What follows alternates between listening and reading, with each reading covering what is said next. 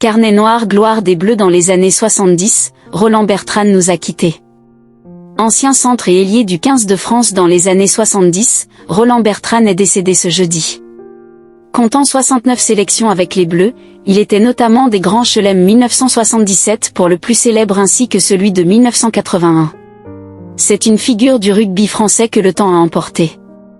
Détenteur de 69 sélections avec le 15 de France, 1971 à 1981, Roland Bertrand est décédé ce jeudi à l'âge de 75 ans. Joueur au physique imposant par rapport aux standards de l'époque, le « petit taureau furieux » de son surnom donné par Roger Couderc aura marqué le rugby français de son empreinte.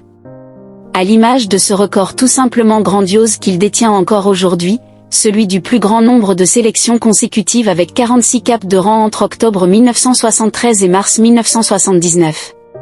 Le parcours de Roland Bertrand, l'enfant d'Ibos. Du Grand Chelem 1977. Il a été des grands moments de l'histoire du maillot au coq. Il aura notamment pris part à 11 tournois des 5 nations consécutifs, de 1971 à 1981.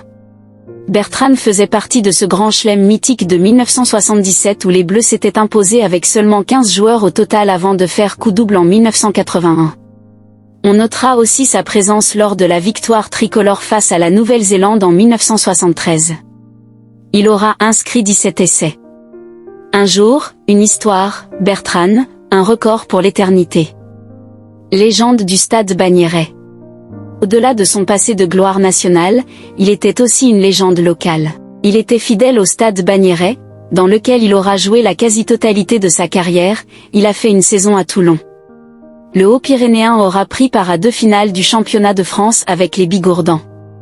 2 défaites, une face à Narbonne, 1979, l'autre face au Grand Béziers, 1981, qui ne lui auront pas permis d'être titré d'un Brennus.